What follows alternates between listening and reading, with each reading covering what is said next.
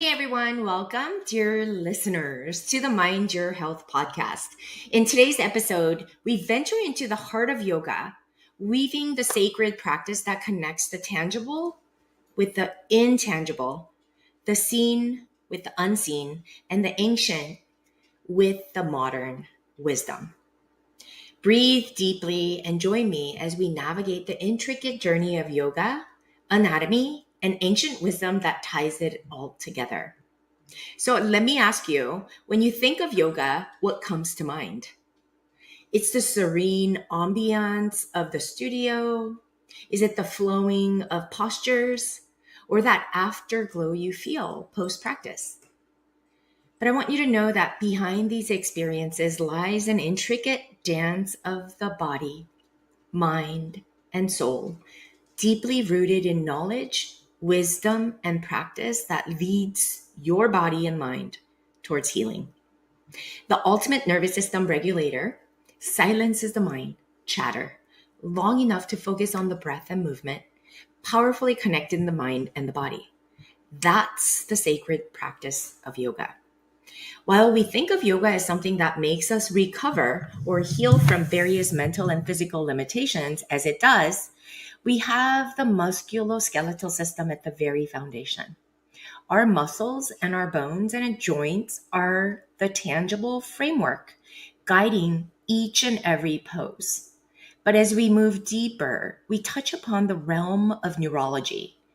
Each stretch, each bend and bind communicates with our nervous system, both sympathetic and parasympathetic, weaving it together in perfect harmony and balance, shifting our minds, moods, emotions, and energies, as well as hormones.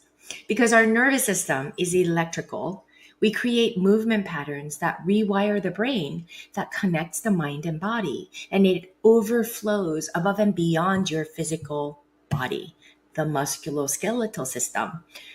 But the musculoskeletal system provides the basic foundation for the movement. That's why it's so important for you to understand how the body is designed to move. This profound electrical circuitry between the mind and body, nervous system, and musculoskeletal system allows for the metabolic system, overall immune system, cardiometabolic system to function optimally, balancing all systems in the body. Then there's the psychology, the profound layer where our body's movements evoke deep emotions, memories, and even transformative releases to transmute our psychophysiology at the cellular level. And as we move through the binds, the bends, and the stretch, you are actually facilitating a cleanse of the body and mind to move the stuck energy within your body to allow your body to flow out its impurities through the vessels, arteries, nerves, and the lymphatic system, as these structures are all influenced by the energy, the electrical impulses that are flowing through from the brain to the nervous system to allow these voluntary movements. It's so important to note that the quality of movements matters as our bodies always prefer the path of these three systems. That's why we develop poor posture stance. And this means that your body may be creating compensatory movement patterns that can potentially harm you instead of helping you. And that's why I hone in on all the anatomical principles in the realm and under the guise of functional yoga medicine.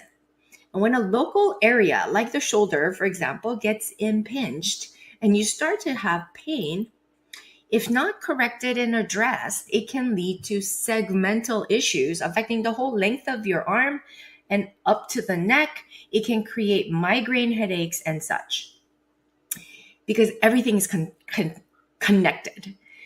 If this persists without you actually fixing the root cause of this issue, it actually can become systemic, affecting your whole body. Who hasn't heard of the term fibromyalgia? And that's what this is. Okay. Something so local can become segmental, leading to a systemic effect. I've witnessed this repeatedly as a physical therapist for over 20 years. And as the true beauty of yoga lies in its ability to connect the mind to the body for the holistic awareness of oneself, even more profound is that it intertwines the scientific understanding with the ancient wisdom. So enter the world of chakras and ancient scripts to describe these energy centers, which becomes the bridge to our physiological systems. So let's go over the 7 chakras and correlate that to different body parts, specifically the glands and the hormones. So the root chakra, Muladhara, aligns with our adrenal glands at the root. It's all about grounding, which in modern terms can mean regulated stress responses. This is where the cortisol surge can initiate an imbalance in the full endocrine system. And the root chakra is all about feeling safe and secure. However, many of us have childhood or lifetime traumas that keep us in a state of fight or flight. The stress response that elevates the cortisol, which can lead to a host of negative symptoms in the body, such as anxiety, depression, panic attacks, and fatigue.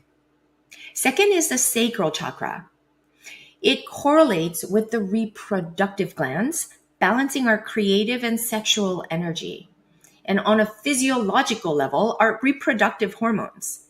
This is linked explicitly to progesterone, estrogen, and testosterone, which can affect our whole body when not balanced. It's also important to remember that the reproductive hormones interact with cortisol to create a healthy balance from within. However, in both conventional and often in functional medicine, hormone replacement is touted as helping the body, when in reality, it may fuel the inflammation within the body, causing further imbalances. Third chakra is solar plexus chakra. It correlates with the pancreas and hormone insulin, governing all digestive abilities, including the liver, kidneys, and the gut. Insulin resistance is on the rise, and something like PCOS, polycystic ovarian syndrome, is also linked with the imbalances of the sacral chakra, affecting the sexual hormones and organs, with insulin causing the imbalance. It's really the diabetes of your ovaries, which can have a host of metabolic and inflammatory issues that conventionally are dealt with added insulin or medications, which again causes further imbalances within. It's important to note also that insulin is the most inflammatory hormone in the body. Okay? Weight gain ensues if this is unbalanced. Many of us this know.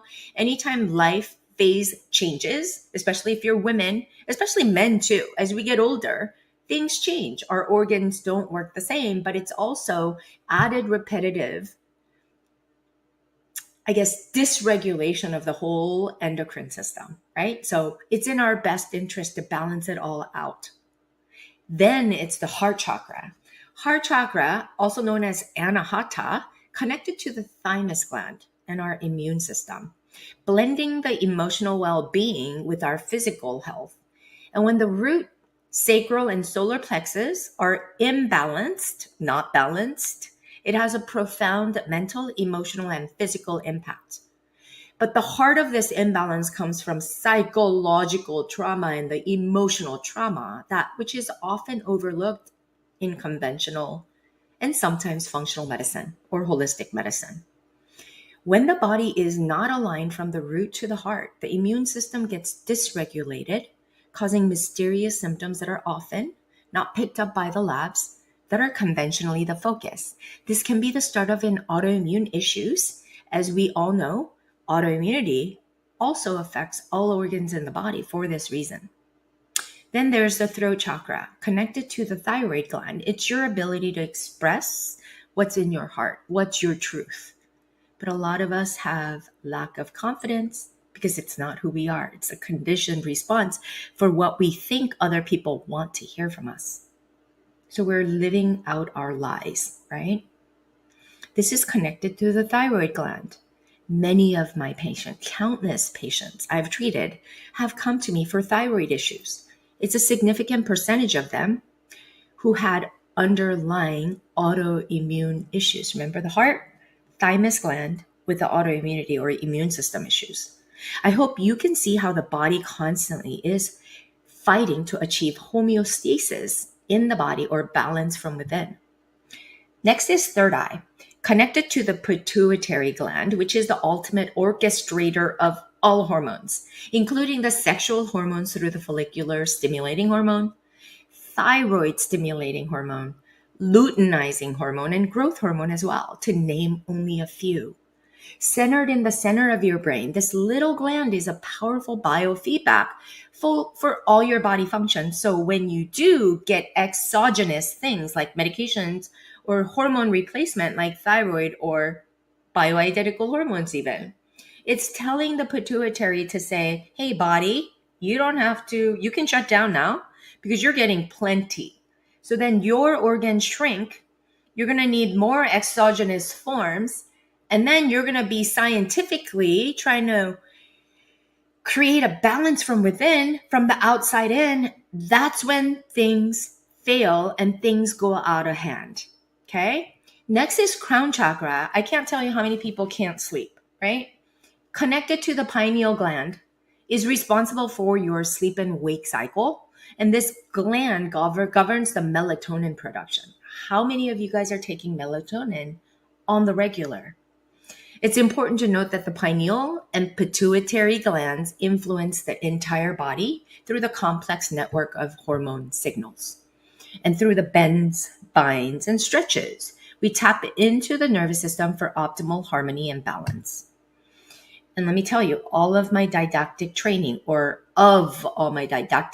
which includes bachelor's in psychology, master's in nutrition, doctorate in physical therapy, Eastern medicine, and functional medicine certification through the Institute of Functional Medicine, and of course, yoga at the 500 level, I must say that yoga has been the practice that integrates and bridges the gap between the physical, psychological, immunological to the spiritual, allowing one to be truly whole and to promote harmony from within. Now let's take a step back and view this through the panoramic lens of the 8 limbs of yoga outlined by the sage Patanjali. This ancient blueprint is more than just guidelines. It's the soul of yoga. First 2 are yamas and niyamas.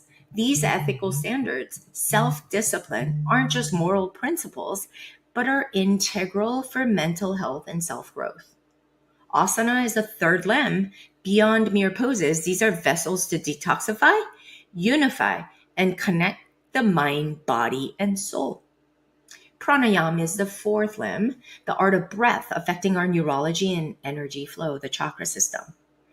Pratyahara, dharana, and dhyana is sensory withdrawal, concentration, and meditation in that order that intertwines with our neurology, leading to profound insights and serenity from within.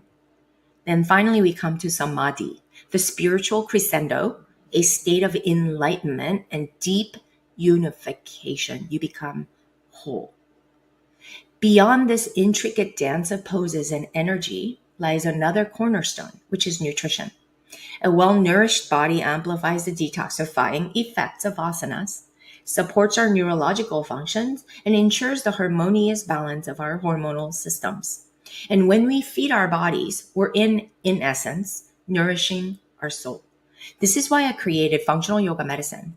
We believe that when it comes to nutrition, it's much more important the state of your being when eating, as this will influence the choices that you make with the food, as well as learning to tap into your inner wisdom to guide your choices to know exactly what foods are best for you. Because while it's easy to lean into what the professionals or experts are telling you to eat, food is nourishment for both your body and soul. It's also highly personal. It's memories. It's our connection. It's our culture. It's our identity, and it's our comfort. So in this grand mosaic of yoga, each piece, whether it's knowledge of anatomy, the wisdom of chakras, or the principles of the 8 limbs, culminates in a holistic symphony of well-being. Our bodies have an inherent wisdom and innate ability to heal and rejuvenate, crafting their perfect pharmacy from within, exactly what you need, what your body needs, because it's different for every single one of you. The magic then lies in aligning ourselves internally and externally and letting this symphony play out.